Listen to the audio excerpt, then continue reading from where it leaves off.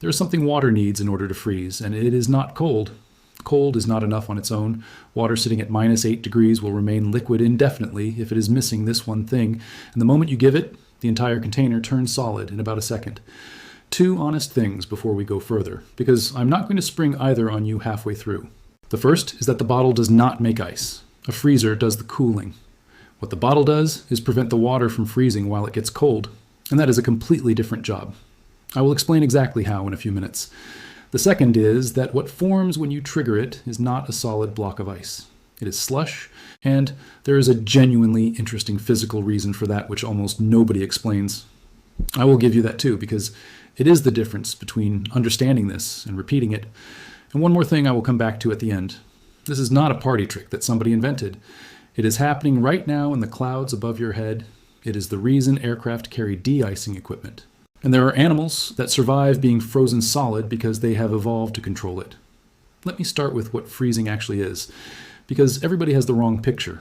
You probably think of freezing as a temperature. Water reaches 0 degrees and it becomes ice the way a switch flips. That is not what happens. Freezing is a rearrangement.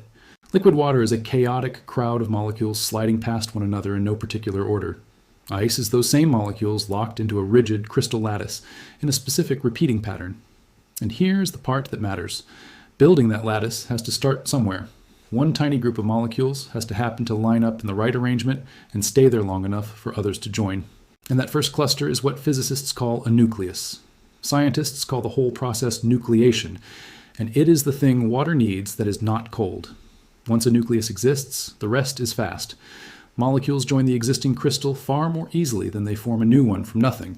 So a growing crystal spreads through the liquid rapidly in every direction as each new molecule locks on.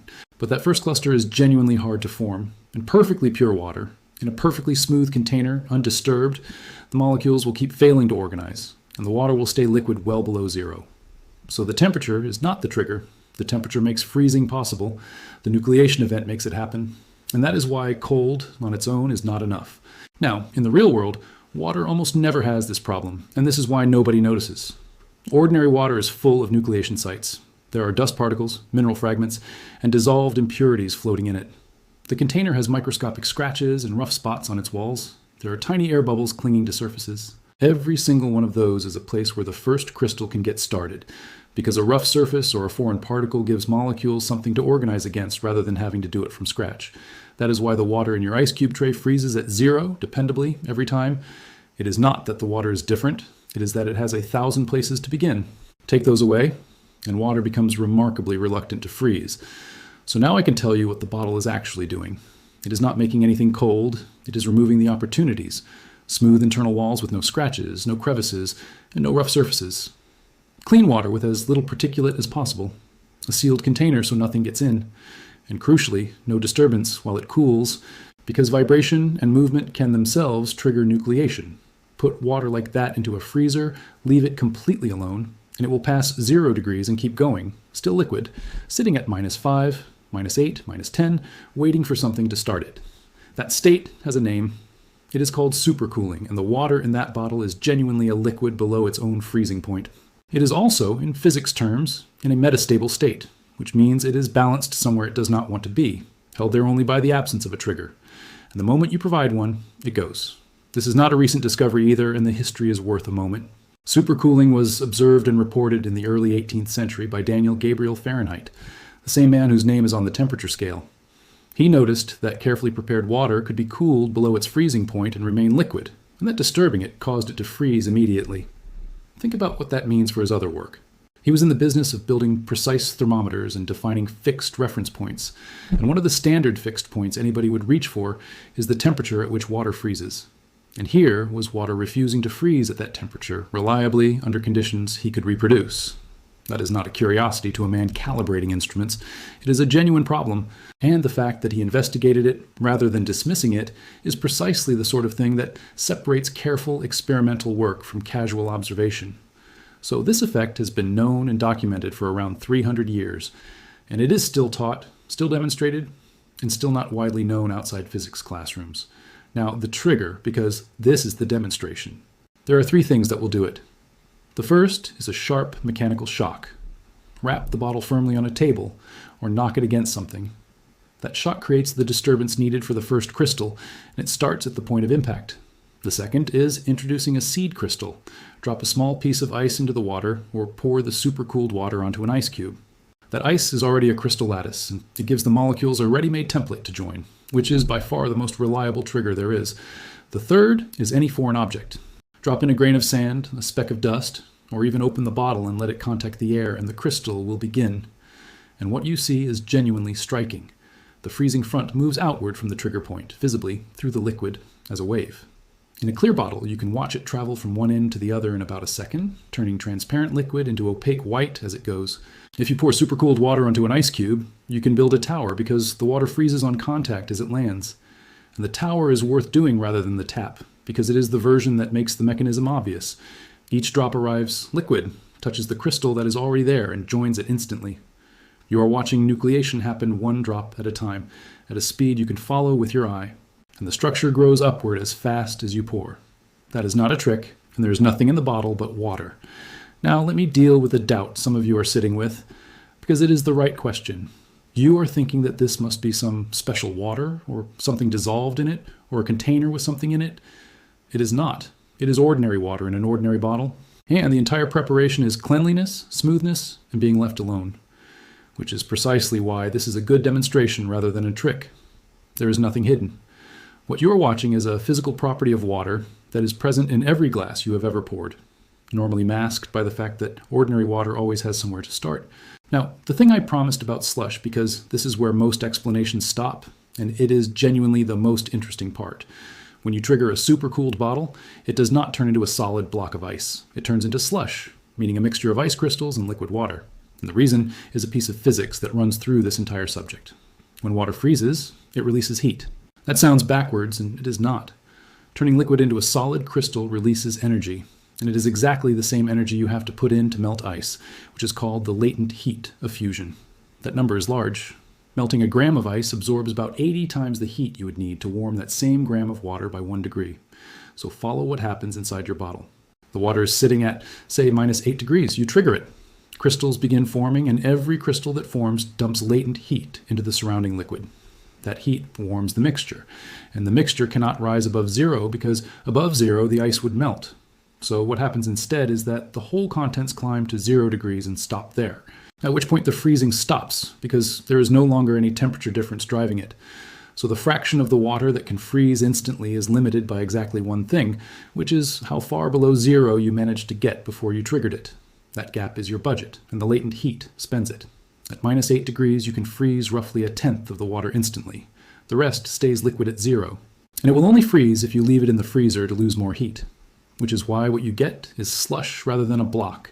And it is also why the deeper you supercool, the more solid the result. That is the honest physics, and I think it is more satisfying than the trick. Now, the part I promised at the start, because this is not a novelty, it is happening constantly. Look up at a cloud. A large proportion of the water droplets in clouds are supercooled, sitting well below freezing and remaining liquid for precisely the reason we have been discussing. There is nothing in that clean air for them to nucleate against. Cloud droplets can remain liquid down to genuinely extreme temperatures, and it is only at around -40 degrees that water finally freezes without any help at all, purely because the molecules eventually manage to organize themselves. Physicists call that homogeneous nucleation, and it is the hard floor. Everything above that temperature needs a seed. And that fact drives a great deal of weather. Freezing rain is supercooled droplets falling through cold air and arriving still liquid, and then freezing instantly on contact with the first thing they touch, which is a road, a power line, or a tree. That is why an ice storm coats everything in clear glaze rather than falling as snow. Aircraft icing is exactly the same phenomenon. An aircraft flying through a cloud of supercooled droplets provides the nucleation surface, and ice builds on the wings, which is one of the more serious hazards in aviation, and the reason aircraft carry de-icing systems and pilots are trained extensively on it. And on the ground, this is used commercially. There is a bacterium called Pseudomonas syringae, which produces a protein that is remarkably good at nucleating ice, and preparations derived from it are used in snowmaking to make water freeze at higher temperatures than it otherwise would.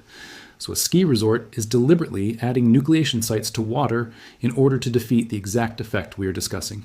And there is serious research running in the opposite direction, which is to encourage supercooling rather than prevent it. The reason is food, and it comes down to what ice crystals do to tissue. When meat or fish freezes conventionally, ice crystals form inside the cells, and their sharp edges puncture the cell walls.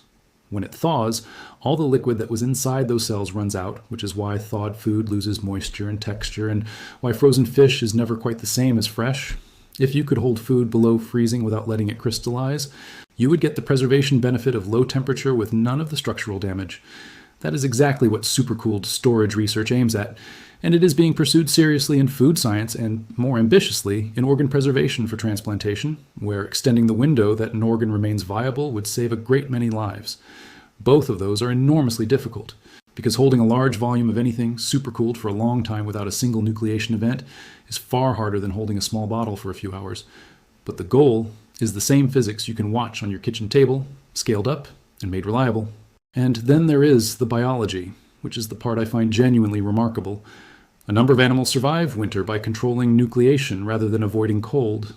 Some insects and fish produce antifreeze proteins that bind to tiny ice crystals as they form and stop them growing, allowing the animal to remain liquid below freezing. And some frogs do the opposite, and it is stranger.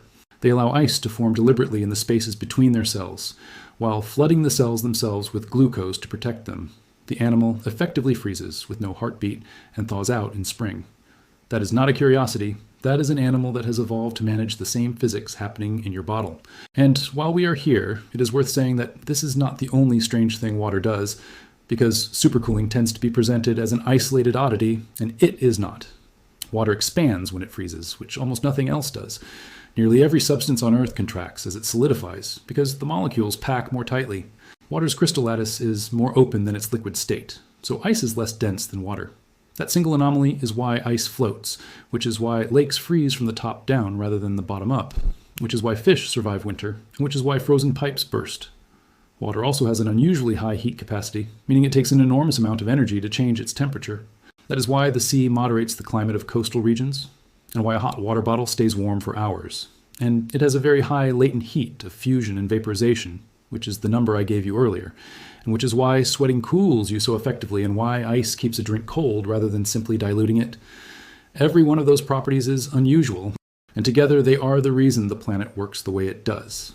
So supercooling is not water misbehaving.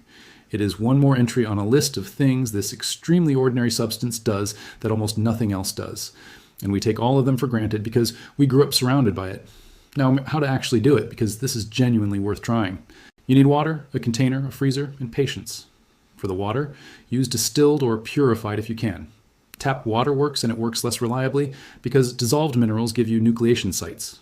Boiling water first and letting it cool helps because it drives out dissolved air, and dissolved gas is a source of bubbles, which are themselves nucleation sites. For the container, smooth plastic is better than glass, and a new bottle is better than an old one because the inside of a bottle you have washed and reused is covered in fine scratches. A commercial water bottle, straight off the shelf, unopened, is close to ideal, which is why this works so reliably with a shop-bought bottle. Keep it sealed. Every opening lets in dust. Now the freezer, and this is where people get it wrong. The temperature matters, and the time matters more.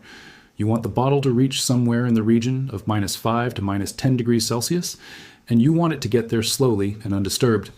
In a domestic freezer, that generally takes somewhere around 2 to 3 hours for a small bottle, and the exact time depends entirely on your freezer, your bottle, and how full it is. Which means the first thing you should do is a calibration run. Put in 2 identical bottles and check them at 15-minute intervals from about 90 minutes onward. Do not shake them, do not knock the freezer, just look. You're looking for the moment where the bottle is still completely liquid, but has clearly been in long enough to be well below zero. Leave it much beyond that, and it will nucleate on its own, and you will simply have a bottle of ice. Write down the time that worked. That number is specific to your freezer, and it is the whole trick. And handle it gently when you take it out. Lift it slowly, do not knock it against the shelf, and carry it steadily. A great many first attempts fail at the moment of removal, because the bottle nucleates in your hand before you get it to the table, and you never see the effect. Then trigger it however you like. Wrap it on the table for the wave, pour it over an ice cube to build a tower, or drop a single crystal in and watch it go. If it does not work, there are 4 usual causes, and they are all fixable. The bottle froze solid in the freezer, which means you left it too long. Take 15 or 20 minutes off your time and try again. This is the most common outcome on a first attempt. The bottle came out liquid and stayed liquid no matter what you did to it, which means it was not cold enough. Add 15 minutes, the bottle nucleated in your hand between the freezer and the table, which means you moved it too abruptly. lift it slowly and carry it steadily, and consider putting the glass and the ice cube closer to the freezer. Or you used a bottle you had opened and washed before, in which case the inside is covered in fine scratches and there was never a chance. Start with a sealed bottle.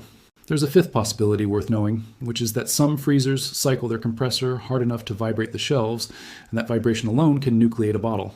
If nothing you do works, try a different shelf, ideally the one furthest from the compressor, or place the bottle on a folded towel. Now, the honest limits. The first is reliability. Even with everything right, some bottles nucleate early and you cannot always tell why. Do 2 or 3 at once and expect one to fail. The second is that it is slush, for the reason I explained, and if you were expecting a solid block, you will be disappointed. The third is that this is a demonstration rather than a technique. There is no practical application here for a household. You are not making ice faster or more cheaply. You are watching a physical property that is normally hidden. The fourth is that a bottle taken out and not triggered will nucleate on its own eventually, so it is not a way to store liquid water below freezing for any length of time.